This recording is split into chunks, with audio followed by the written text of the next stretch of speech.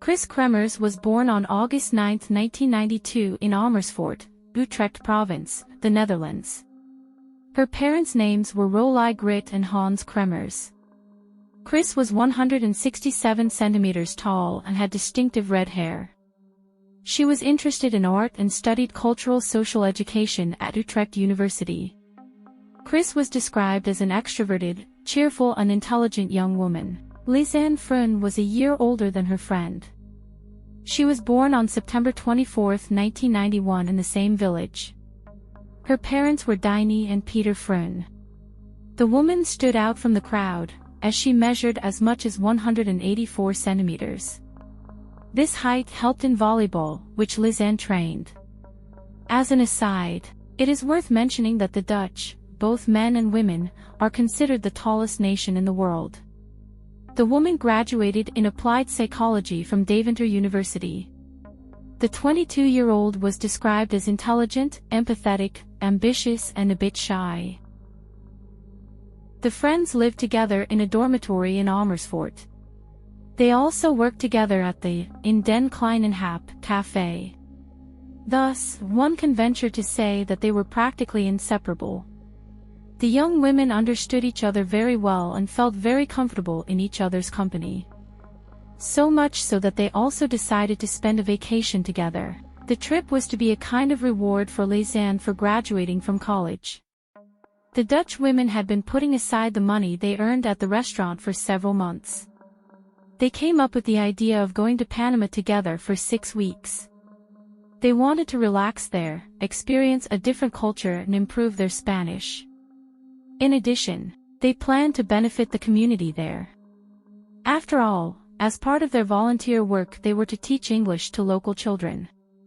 Although the expedition seemed quite a challenge, Kris had spent 3 weeks in South America, Peru, in the past, and Lisanne had mountain climbing experience in the German Alps. The women had been preparing for the trip for a long time and were very excited about it. Everywhere you can find information that Kris and Lisanne flew to Panama on March 15, 2014. Few mention, however, that the friends first landed in Houston, Texas State, USA, from where they had another flight to the capital of Costa Rica, San Jose.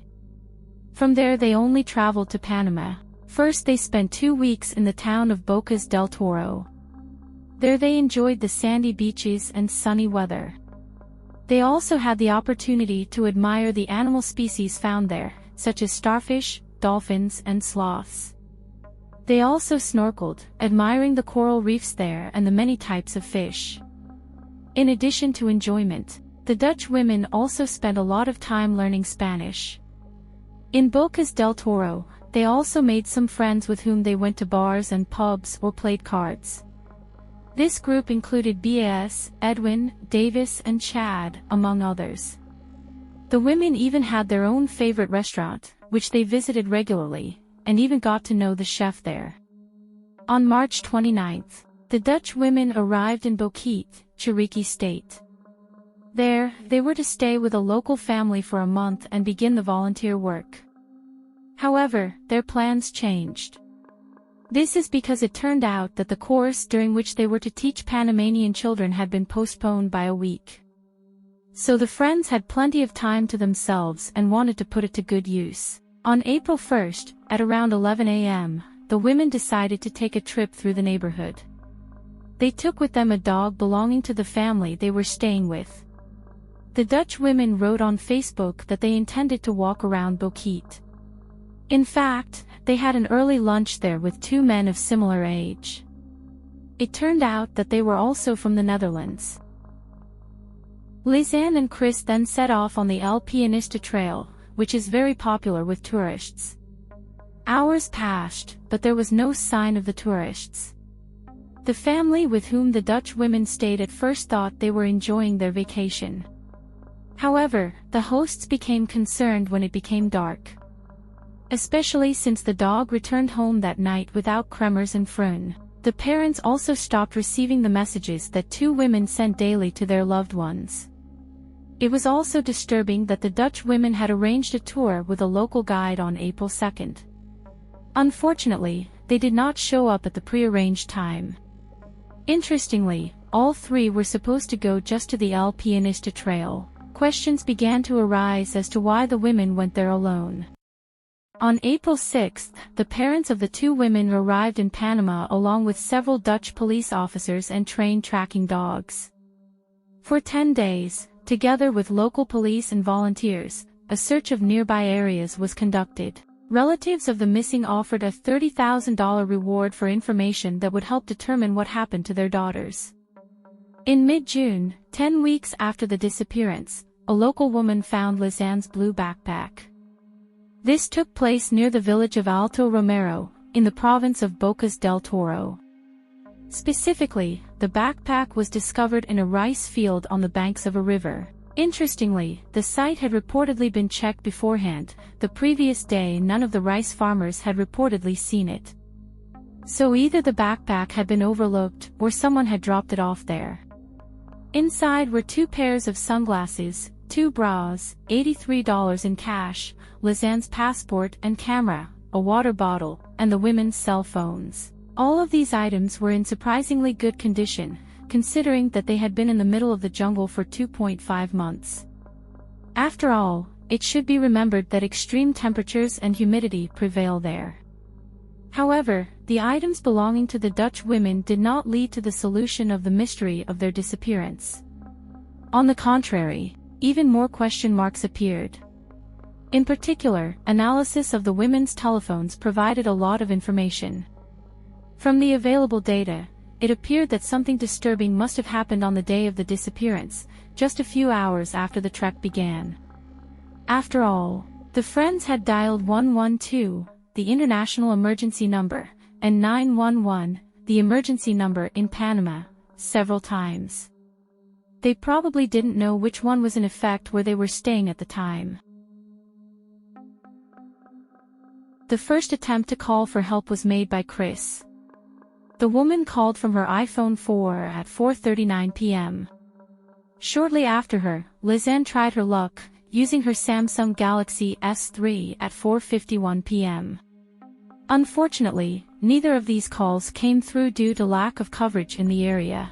Expert analysis later showed that it was impossible to call any number from where the Dutch women were at the time. The women most likely realized this quickly. It is also worth mentioning that the two friends had their phones charged to within 50% at the time they began their trek. Friend's phone battery drained quickly. The reason was that the Galaxy S3 was on continuously from April 2 at 4:19 p.m. until 7:36 a.m. the following day. It is likely that Lisanne inadvertently failed to turn it off before going to bed. Different sources indicate a different time when the Samsung's battery was flat. The most common date is given as April 4 or 5. According to an extremely detailed analysis, which you can find here, it occurred on April 4 around 5 o'clock. So the tourists were left with an iPhone belonging to Kremers. However, no more calls were made from Kris' phone.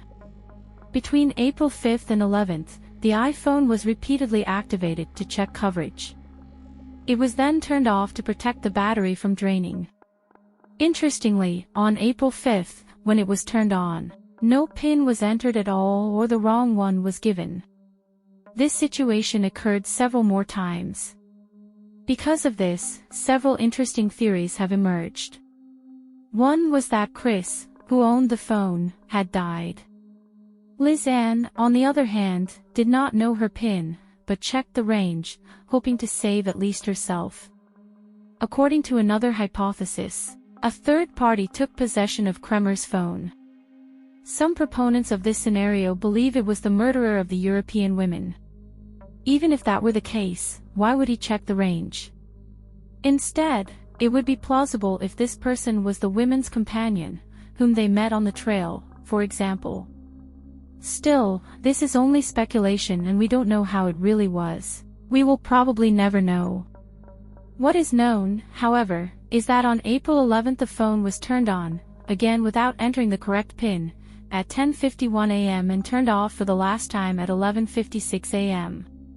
It is intriguing that there was still 22% battery left at that time. It is worth adding that the previous time the phone was used was April 6th. Why such a long gap? Why wasn't it used again if there was still some battery left? Could it be that the Dutch women had completely lost hope? It is also possible that both died shortly after this last attempt. Many are also asking themselves, why didn't the women leave a note on the phone about what actually happened? Why didn't they try to send a text message to their loved ones? The question must be asked, why did the women take so many photos in complete darkness in the middle of the Panamanian jungle? The most common and probably most sensible theory is that they were trying to call for help this way. The light of the flash could have been seen by search teams and thus located the place where the friends were. It is worth noting at this point that on April 8th the parents of the missing were already in Panama. As I mentioned, together with the Dutch police they were conducting a search for their daughters. So it is possible that the European women heard members of the team, and perhaps even their parents. According to another hypothesis, the women gave the camera a sign to the planes flying overhead. Regardless of how it was in reality, however, they did not have much chance of success. This is because it was established that at night in the dense jungle, the camera's light could be seen from a distance of a few meters at most. The search team would therefore have to be extremely close. The passengers or car crew, on the other hand, had no way of seeing the signals. If Freund and Kremers indeed had such a plan, it unfortunately failed. For the women were not found that night, but much later. This, however, will be discussed further. Let's now turn to these few unusual photos, which actually make this whole puzzling affair even more bizarre. The first one resembles dozens of others taken that night. However, we see not the sky obscured by tree branches, but a section of the hillside. There was many people saying that a human silhouette was visible to the right in the bushes. Later, however, it turned out that these were only leaves. Another photo shows a peculiar structure, made of sticks and supposedly a shopping bag. Some believe it is a flag of sorts, which was meant to be visible from above. Even if it was, why would Lisa and Kris take a picture of it in the middle of the night? Perhaps they were hoping that the light would reflect off the bag and be visible from above. The symbolism of this photo has not been clearly established. One thing can be said, there is something disturbing in it. We now come to the photograph that probably arouses the most controversy and emotion. We are talking about the photo, which probably shows Kris' hair. After all, the 21-year-old had just such characteristic copper-red curls as we see in the photograph. However, there is no shortage of conspiracy theories here either. Some claim that a wig is actually captured in the photo. It was allegedly photographed by a female assassin. However, why would he do that? According to another hypothesis, the photo was taken by Lisanne. Voices even in this case are divided. Some online investigators believe that Kris was alive at the time. Others assume that she was dead. Also, no specific reason was given for postponing the course by a week, or the girls did not understand it due to the language barrier. However, there was a spark of hope that the friends would be able to take part in another project. Everything was to become clear on April 1st. However, the Dutch girls did not know the end of the matter. After the backpack was found, police launched a renewed search. Kris' clothes were soon discovered several kilometers away from the backpack. Most sources mention that the clothes were folded into a cube and lying on a rock on the opposite bank of the river. This seems very peculiar. This is another argument that third parties were involved in the women's deaths. It is hard to imagine that they left their clothes behind, especially arranged in this way. According to other sources, the clothes were in disarray. It's hard to say how it really was. 2 months later, a pelvis and a shoe were discovered in the same area. Inside was a human foot. Soon after, more than 30 bones were discovered. DNA tests were able to confirm that they belonged to the missing women. Interestingly, Lisanne's bones looked as if they had decomposed naturally, as there were still pieces of muscle and tendon attached to them. Kris' bones, on the other hand, were completely white. They looked as if bleach had been used. It was determined that the remains had actually undergone a chemical reaction. Specifically, it was the action of phosphorus compounds. Interestingly, science is not aware of any local plant or animal producing such chemical compounds.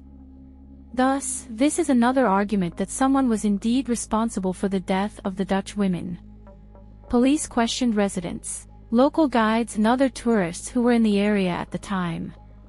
Unfortunately, these efforts have not yielded any breakthrough in the case. Even the cause of death has not been clearly established. Let's try to answer the most important question: what really happened to the girls? In theory, the simplest solution seems to be that the women simply got lost in the jungle and were unable to reach the city. In practice, the El Pianista Trail was reportedly perfectly marked and it was virtually impossible to get lost there. Of course, there is always the possibility that they got off the trail and ventured deep into the jungle. However, why would they do that? It should also be remembered that the search was quickly launched. If Kris and Lisanne were on the trail, they would probably be found sooner or later. So another question must be asked: did the tourists actually take this route at all? From the photos, it seems that they did. There are opinions that the photos have been computer processed in Photoshop or a similar program. Confirmation is to be found in the small details visible in the photos. These include the fact that the outlines of the silhouettes or folds on the women's clothes look like they have been electronically corrected. The internet is full of such analyses. It is also often said that the automatically stored details of photos, the so-called EXIF data, do not match. This is because every photograph we take contains data such as the date and time it was taken or the equipment designation.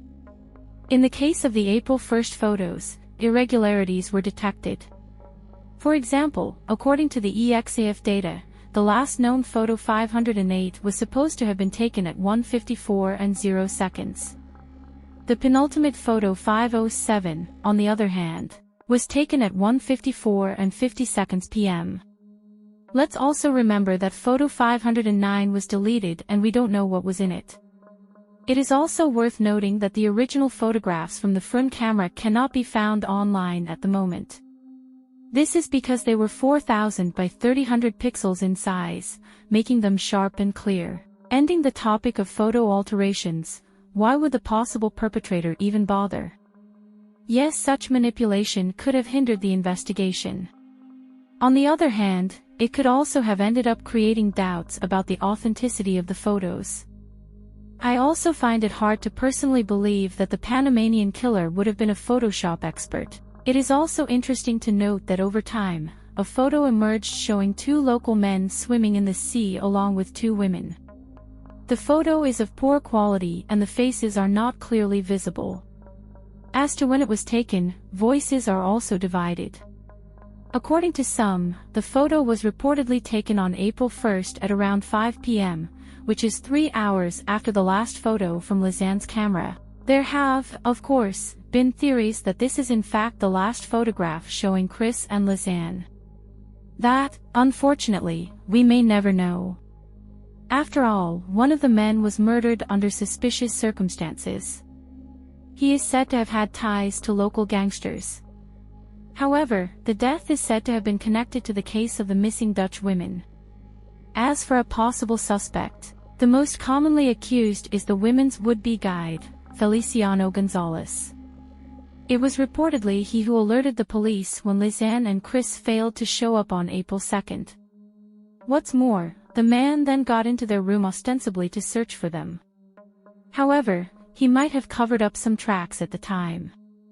There are many opinions on the internet about Gonzalez, who is said to have guided mostly young and attractive tourists from Europe and the US. He reportedly often flirted with them and even allowed himself to have physical contact. Of course, that doesn't make him a killer, but one can believe that he might have taken an interest in two female friends. There were many similar cases. The most famous was probably the murder of Cassandra Bouvier and Huria Mumni. The women were from France and had traveled to Argentina in July 2011. Their bodies were discovered. It turned out that they had been tortured and brutally raped. There were also dozens of unsolved disappearances and deaths in Panama alone. It is believed that one or more serial killers may have been operating there. What do you guys think? What happened to these young women? Was it an accident or maybe someone murdered them?